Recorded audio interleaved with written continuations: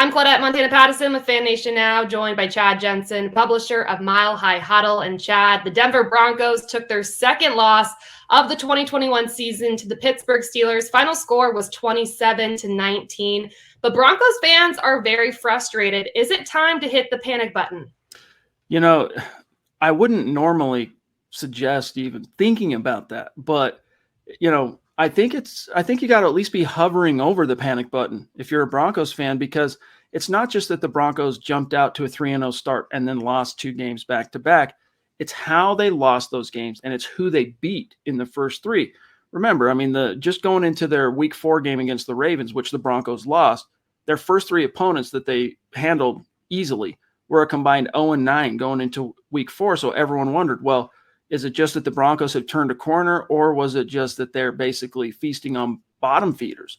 And we got our answer when the Ravens just trucked the Broncos, knocked Teddy Bridgewater out of the game. And then you go, well, all right, hold on now. Let's maybe wait a second, because they did lose their quarterback, Teddy, for half that game. Let's see how things go in Pittsburgh.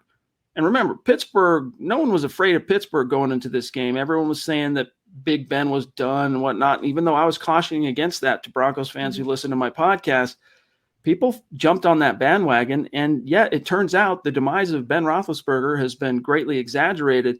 He made mincemeat out of Vic Fangio's defense. So, it's not just that they lost those 2 games, Claudette, it's how they lost. They were flat. They lacked intensity. They really, even though in Pittsburgh on Sunday, they put up a fight in the fourth quarter. I mean, it took till the final period for the offense to show any signs of life. I mean, their third down efficiency was putrid. They still can't punch it in when they're in the red zone. And it's just like something's changed, like the light went out of this team's eyes. So you question the coaching, you question the leadership overall. Is it time to hit the panic button? Maybe not quite yet, but my hand would be hovering over it.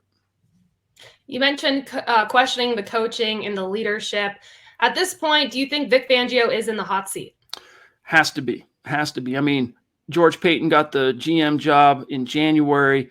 Fangio was kind of foisted upon him for reasons that to this day I still find inexplicable, under a win or else mandate, basically. And that 3-0 start, on one hand, it gave Vic Fangio a little bit of a cushion and some breathing room. On the other, if you then collapse after those 3 wins, it only hastens your demise. So he's definitely on the hot seat. Now, I was receiving questions today from fans immediately following the game on, hey, is there a chance Fangio gets fired tomorrow? No, there's not. Vic Fangio's not getting shown the door going into Week 6. But the pressure's on, because, again, it's not just that you won 3 and then lost 2 in a row. It's how you lost those 2 games. So Vic Fangio definitely under the gun. Got to figure out a way to turn the ship around. Got to figure out how to relight that fire under his team's rear ends.